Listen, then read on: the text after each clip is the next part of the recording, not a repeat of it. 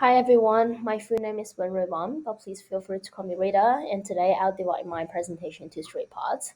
But before I start introducing my interview questions, I would like to introduce my interviewee first.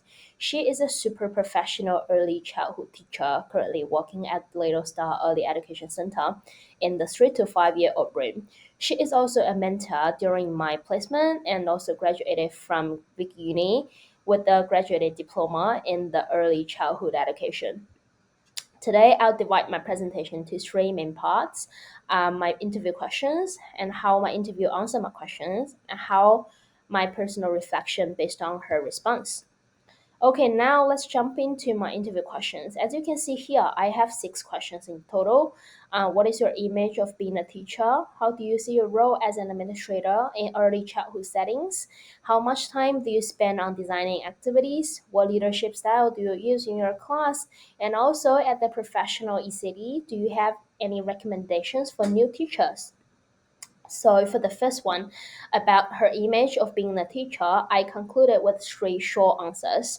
She thought being a child friend, leader, and the supporter should be at the bottom of her heart when she is an ACT. I agreed with her, since from my perspective, the most effective way to build trust in relationships with children is making friends with them. It's like a positive circle. When you are a good friend with the child is more likely to share their lives, their views, their ideas with the teacher.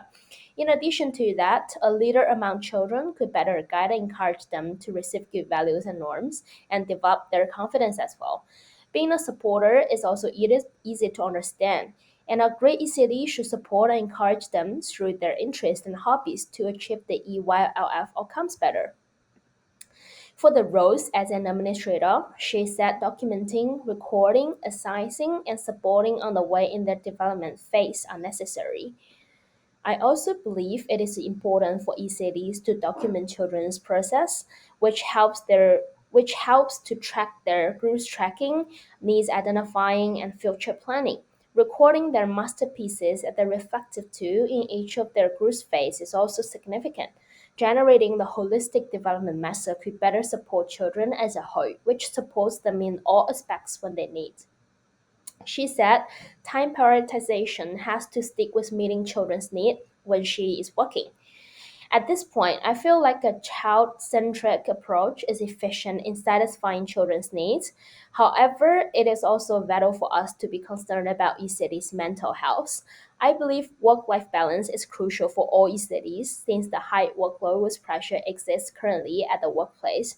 Thus, balancing work and life should be prioritized. Question four is a quite simple one.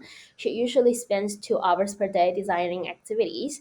But actually, 2 hours I saw it's longer than unexpected.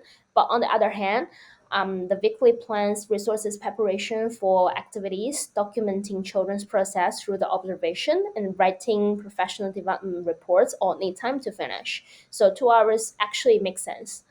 Her recommendation for new ECD is to manage time well. As I just mentioned, an ECD has a high workload every day, and learning how to reduce pressure is crucial.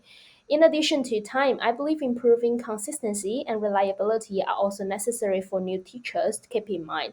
Being a teacher means that you are the only person that you can take in charge of the entire room. Which parents sending their child to school, you are the only person that they can rely on.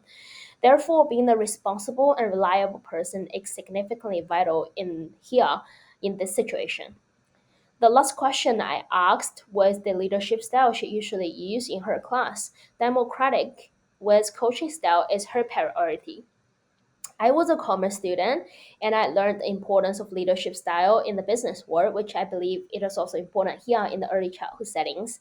From my perspective, a democratic coaching style could create a much more inclusive environment that fosters participation rates when children are having activities or group times. It also encourages and helps them to develop their decision making capabilities since they need to figure out the things by themselves, in which the problem solving skills can also be practiced through the process.